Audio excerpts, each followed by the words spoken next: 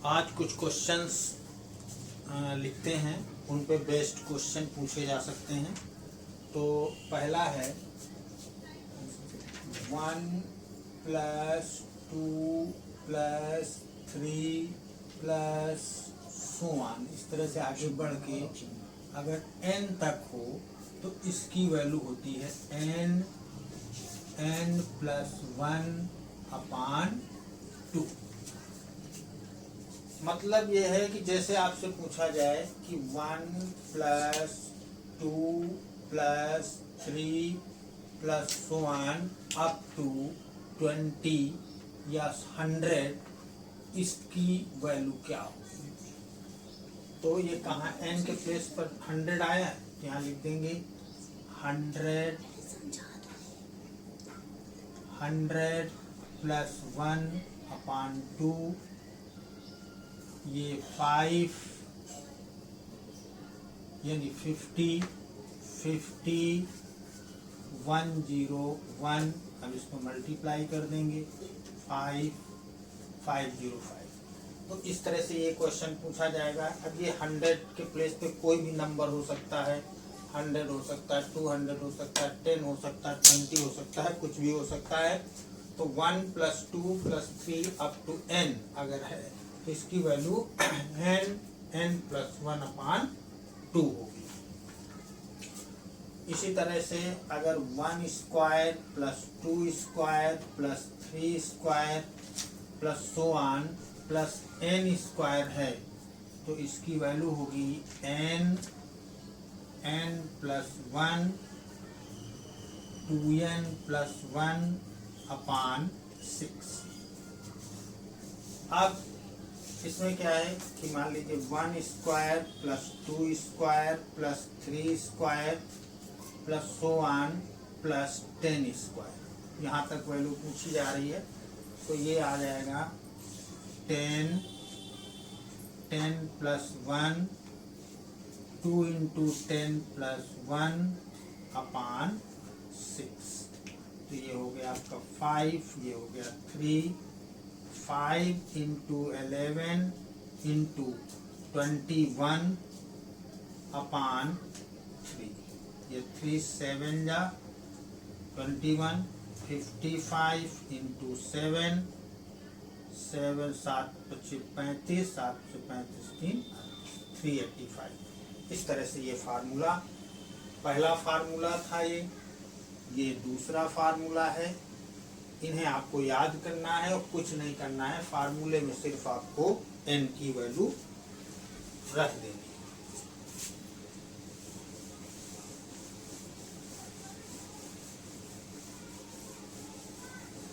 इसी तरह से अगर क्यूब होगा 1³ + 2³ + 3³ + so on + n³, ये होगा n + 1/2। इसकी जो भी वैल्यू आएगी उसका स्क्वायर कर देंगे। मान लीजिए 1³ + 2³ + 3³ + so on + 10³। इसकी वैल्यू निकालनी है तो क्या आ जाएगी 10 + 1/2 का स्क्वायर। ये 5 हुआ, 5 × 11 10 + 1 11 का स्क्वायर यानी 55 का स्क्वायर। 55 का स्क्वायर क्या होता 30 25। 55 का स्क्वायर सब लोग देख लीजिए। जैसे लास्ट में किसी भी कोई भी डिजिट है, जब लास्ट में 5, मान लीजिए ये हमारा 55 था तो × 55। इसमें क्या करते हैं 5 को मल्टीप्लाई करके लिख देते हैं 25 और इसमें एक ऐड कर लेते हैं तो 6 हुआ 30, ये कर देते। इसी तरह से 85 × 85 क्या होगा, जल्दी बोलो। 25 हो जाएगा। हाँ, और ये 9 हो जाएगा। 9 8 जा 72। 72। ठीक, समझ में आ गया। तो इस तरह से इसको हम कर लेंगे। और फार्मूले हैं, उनको हम बाद में बताएंगे, पहले इससे बेस्ड कुछ क्वेश्चन सर आपको इसमें हमेशा सेम ही डिजिट का होगा क्या? जैसे कि 8 8 है, ये सेम डिजिट थी, अगर ये एक अलग डिजिट होती तो नहीं, ये स्क्वायर है ना, तो स्क्वायर में तो सेम डिजिट होगी। मान लीजिए 80। अच्छा स्क्वायर करोगे तो सेम ही डिजिट तो है। हाँ, पूछिए क्वेश्चन। सर यदि a cube plus 2 cube plus 1 cube plus 2 cube plus sir dash dash plus 10 cube is equal to 30 25 25 का स्क्वायर 30 25 25 3025। हाँ, तो 2 क्यूब प्लस 4 क्यूब प्लस ये डैश लिखा डैश क्वेश्चन है, यदि ये इक्वल टू इतना हो तो, तो 2 2 cube plus 3 cube plus dash dash 3 cube की 6 क्यूब, सर नहीं 3 cube sir 2 cube plus 4 cube 4 cube plus dash dash करके है सर 20 का क्यूब। प्लस 20 क्यूब का मान क्या होगा? हाँ, देखो अब ये क्वेश्चन एकदम बहुत सही क्वेश्चन है। अब इसने क्या किया कि ये वैल्यू आपको दे दिया, है ना, आपको निकालनी पड़ी थी। अभी हम लोगों ने किया था, तो 1 cube plus 2 cube plus 1 plus 10 cube 3025 आया था ना। तो अब आपको ये नहीं करना है, अब इससे हमको ये चीज बना लेनी है। तो देखिए कैसे बनेगा। अब 2 cube plus 4 cube plus 1 plus 20 cube. आपको एक चीज दिखाई दे रही है कि हर नंबर यहाँ डबल हो गया है, डबल हो गया है। इसका मतलब हम 2 को बाहर ले सकते हैं, 2 को हम बाहर ले सकते हैं। तो हम 2 को जब बाहर लेंगे तो याद रहे कि पावर भी साथ में, जो पावर होती है वो भी बाहर आती है। तो हम 2 का क्यूब बाहर लेंगे, बोलो 2 इससे बाहर लेंगे, 2 इससे बाहर लेंगे, 2 इससे लेंगे, लेकिन साथ में जो पावर होगी वो भी बाहर आएगी, क्योंकि 2 का मतलब 2 इंटू 2 इंटू 2 है ना, 4 इंटू 4, तो हर 2 से 1 निकलेगा तो 3 निकलेगा। तो 2 का क्यूब बाहर आ गया। अब यहाँ क्या बचा, 1 क्यूब, इसका 2 का क्यूब प्लस 1 प्लस 10 क्यूब, बोलो 10 क्यूब आ गया। अब ये वैल्यू आपको दी है ना, ये वैल्यू कितनी दी, ये दी है। तो इसके प्लेस में हम लोग लिख देंगे 2 का क्यूब कितना आया, 8 इंटू 3025। अब इसे मल्टीप्लाई कर लीजिए, तो 8 5 जा 40, 8 2 जा 16, 4 20, 2 24। तो ये आ गया 24200।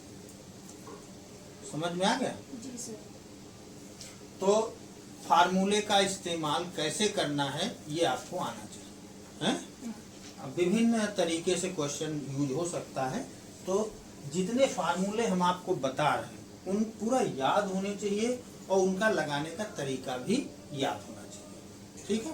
एक क्वेश्चन और बता दीजिए।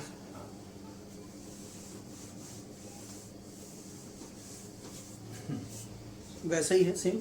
यदि 1 cube plus 2 cube plus 3 cube plus 2 cube plus 3 cube plus dash plus 10 cube 10 cube is equal to 3025 है, तो 4 plus 32 4 plus 32 plus 108 108 plus so on plus 4000 का मान क्या होगा? 4000 का मान क्या होगा? ठीक, का मान क्या होगा? हाँ देखिए, लिख दिए। अब देखिए क्या है ये? इस क्वेश्चन में आपका क्यूब करके उसने दे दिया, उसमें क्यूब में दिया। अब आप इसमें से देखो कि क्या इसमें से बाहर आ सकता है। तो इसमें 4 बाहर आ सकता है कि नहीं? हाँ। देखो 4 ये भी कटेगा, ये भी कटेगा, ये भी कटेगा, ये भी कटेगा, तो हम 4 को बाहर ले लेते हैं। अब हमने 4 बाहर ले लिया, ठीक। अब जब 4 बाहर ले लिया तो यहाँ क्या बचा 1, यहाँ क्या बचा 8, 4 8 जा 32, यहाँ क्या आ गया 27, यहाँ क्या आ जाएगा 1000। बोली समझ में आ गया।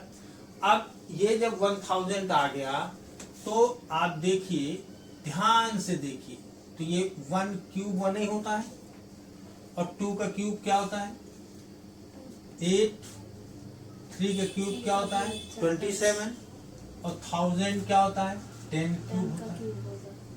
यही चीज आ गई। सर यहाँ पे हमें क्यूब लेने की जरूरत नहीं पड़ेगी क्या कॉमन? वहाँ पे पिछले साल में नहीं, तो यहाँ क्यूब है ही नहीं ना। अगर क्यूब होता तो हम कॉमन लेते। वहाँ पे उस क्वेश्चन में क्यूब था ना। अब इसमें क्यूब है ही नहीं तो थोड़ी ना क्यूब कॉमन। ठीक है। अब इसकी वैल्यू आपको पता है कितनी है, आपको गिवन है इसकी वैल्यू। इसकी वैल्यू ये कितनी दी है 30। हाँ 4 इंटू 3025। ठीक। अब इसे मल्टीप्लाई कर देंगे। 4 2 8 9 0 4 5 20 सर 0 या फिर 1 आ जाएगा 1 2 1 0।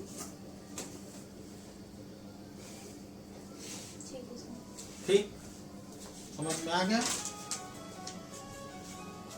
सर ये माइनस वाला एक क्वेश्चन है, इसको मिटा लें। जी सर। अगला बोलिए sir -2 comma -1 -2 comma -1 -1 comma 0 0 comma 1 1 comma 2 2 में वर्गों के योग तथा घनों के योग का अनुपात। वर्गों और घनों का अनुपात हाँ पूछा गया है। देखिए, वर्गों का योग और घनों का योग अनुपात। जी सर। तो इसका तो इनफाइनाइट आंसर दिया है। इनफाइनाइट अनंत ना सर? हाँ हाँ। इनफाइनाइट। देखो ऐसा होता है जी सर। कि जैसे जितने माइनस के नंबर दिए हाँ उतने ही प्लस के नंबर दिए। सर डिजिट तो प्लस की 3 दी हुई ना, डिजिट तो 3 हो गई ना, 0 1 2 उसमें 2 ही दी हुई डिजिट। नहीं, 0 न प्लस है ना माइनस है, 0 तो मिड पॉइंट है। मिड पॉइंट उससे कोई मतलब इसके नहीं। नेगेटिव इधर, इधर नेगेटिव इधर। ठीक है हम सर। करके भी दिखा देंगे, लेकिन उनको एक हम रूल बता रहे हैं वो आगे।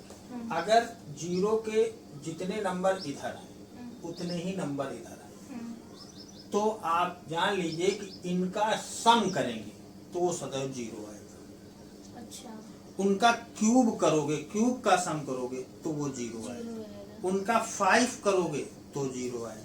यानी अगर ऑड पावर्स करते जाओगे तो उनका जो सम होगा वो 0 आ जाएगा। तो बट सर फिर इसमें देखिए ना, जो वो दिए हुए हैं बहुविकल्पी, उसमें A का मान है 0, B का मान है 5/9 और C का मान है 9/5 और D का मान है अनंत। तो आप 0 बता ले तो उसमें सही क्या लगाया जाएगा तो फिर? जब 0 हम भी बता कर रहे हैं, रेशियो थोड़ी निकाल दें, हम तुमको बता रहे हैं कि कॉन्सेप्ट को समझिए। अगर कोई ऐसा चीज दिया है कि 0 दिया है, जितने नंबर लेफ्ट में है नेगेटिव में उतने ही नंबर राइट में है पॉजिटिव। तो इनमें ध्यान रखना है कि क्यूब होगा, मतलब जो ऑड पावर्स होंगी उनका सम ऑलवेज 0 होगा। जैसे 5 अगर -2 की पावर 5 प्लस -1 की पावर 5 प्लस 0 की पावर 5 प्लस 1 की पावर 5 प्लस 2 की पावर 5, इसकी वैल्यू क्या आ जाएगी 0 आ जाएगी। -2 की पावर 7 प्लस -1 की पावर 7 प्लस 0 की पावर 7 प्लस 1 की पावर 7 प्लस 2 की पावर 7, ये 0 आ जाएगा। ठीक। और जो इवन पावर होगी, जैसे स्क्वायर में तो इवन हो जाएगा ना, तो -2 स्क्वायर ये 0 नहीं होगा। -1 स्क्वायर प्लस नहीं 0 square plus 1 square plus 2 square. ठीक। तो ये कितना आया 4 प्लस 1 प्लस 0 प्लस 1 प्लस 4 कितना आया 5 और 5 10 और क्यूब क्या आ जाएगा -2 का cube plus -1 cube plus 0 cube plus 1 cube plus 2 का क्यूब ये होगा -8 ये होगा -1 प्लस 0 प्लस 1 प्लस 8 से 8 कैंसिल 1 से 1 कैंसिल क्या आ गया 0। अब आपसे उसने अनुपात पूछा है ना अनुपात यानी रेशियो पूछा है ना तो रेशियो क्या हो जाएगा 10/0। अब जब किसी भी नंबर को अगर हम 0 से डिवाइड करते हैं तो उसकी वैल्यू इनफाइनाइट आती है। वैसे इनफाइनाइट तुम लोग इनफाइनाइट रखो, इसको इनडिफिनिट कहते हैं। इसे कोई पता नहीं इसकी वैल्यू क्या होती है, इसको इनडिफिनिट कहा जाता है। लेकिन आप इसे इनफाइनाइट मान सकते हैं क्योंकि आपको उससे आगे जरूरत नहीं है कि हम इसको इनडिफिनिट लिखें, तो इसकी वैल्यू हो गई इनफाइनाइट। तो याद रखें कभी डिनोमिनेटर में कभी हर में यदि 0 आ जाए तो उसे आप आंख मूंद के इनफाइनाइट लिख दीजिएगा।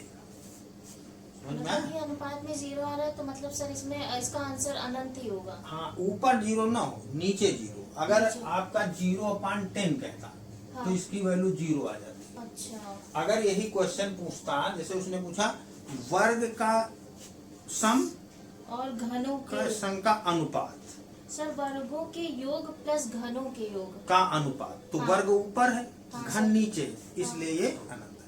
लेकिन अगर पूछता घन का अनुपात घन के योग का अनुपात इस टू वर्ग के योग का अनुपात तो इसकी वैल्यू 0 आती।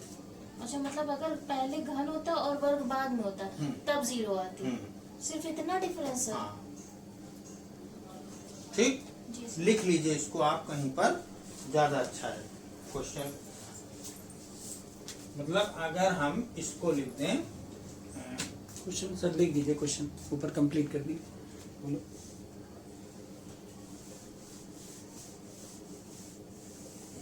बोलिए क्वेश्चन।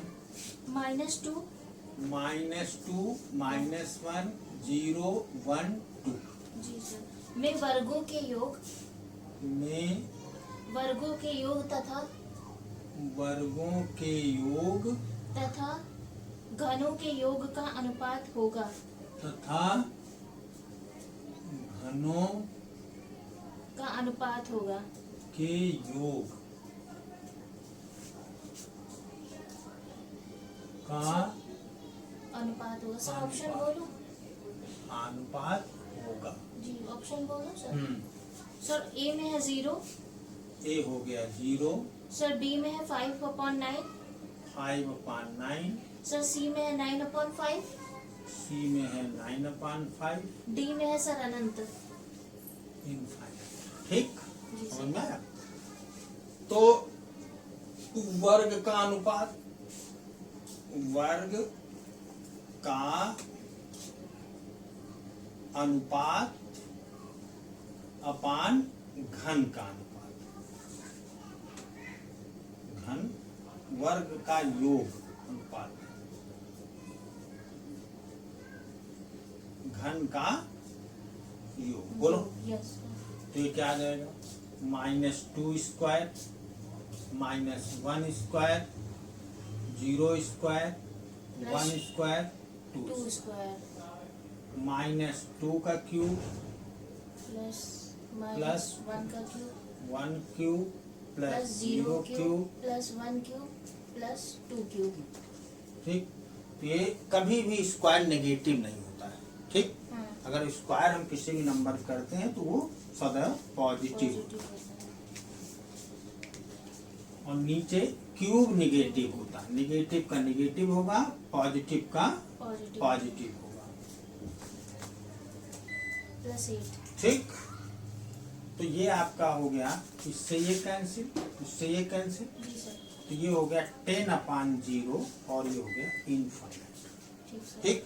यही क्वेश्चन अगर होता घन का अनुपात घन का योग प्लस अपान वर्ग का वर्गों का योग योग तो क्या आ जाएगा ये पलट जाएगा ना, जी, घन ऊपर हो जाएगा, वर्ग नीचे हो जाएगा, तो ये आएगा -2 0/10। नहीं, अब हम पूरा क्यों लिखें उसको, ठीक है ये तो जी। आंसर आया ना, तो 0/5, तो अब और इसका ऊपर आंसर 0 0 आया, ही होगा ना इसका सर? आंसर 0 होगा। इसीलिए उसने देखिए एक ऑप्शन 0 दे रखा है उल्लू बनाने कि आप ऐसा करें, ठीक है, तो ये आपका आ गया और ये आपका आंसर हो गया। तो इसको क्या मतलब ये आंसर नहीं है आपका, आंसर ये है, डी ऑप्शन सही है।